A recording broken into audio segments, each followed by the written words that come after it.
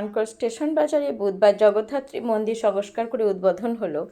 এদিন মন্দির সংস্কার উপলক্ষে বিশেষ পুজোর আয়োজন করা হয়। পূজা উদ্যোক্তাদের সঙ্গে কথা বলে জানা গেল, এই পূজা প্রাচীন এবং আগে এই মন্দিরটি মাটির ছিল। পরবর্তীতে ভক্তরা মন্দিরটিকে পাকা করার জন্য এগিয়ে আসেন।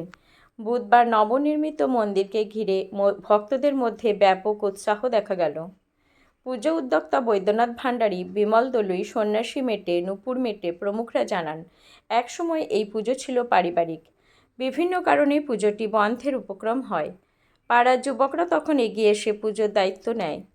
পারিবারিক পুজো সার্বজনীন পুজোতে রূপ পেলেও প্রাচীন ঐতিহ্য মেনে আজও আয়োজন করা হয় পুজোর। এখানে আলাদা করে মণ্ডপ তৈরি করতে হয় না।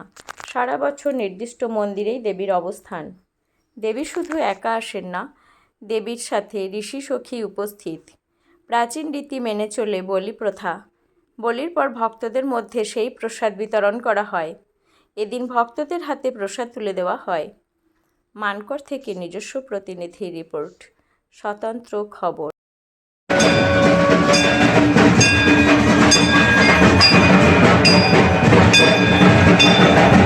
আমাদের জগদ্ধাত্রী মন্দিরটা উদ্বোধন করা হচ্ছে।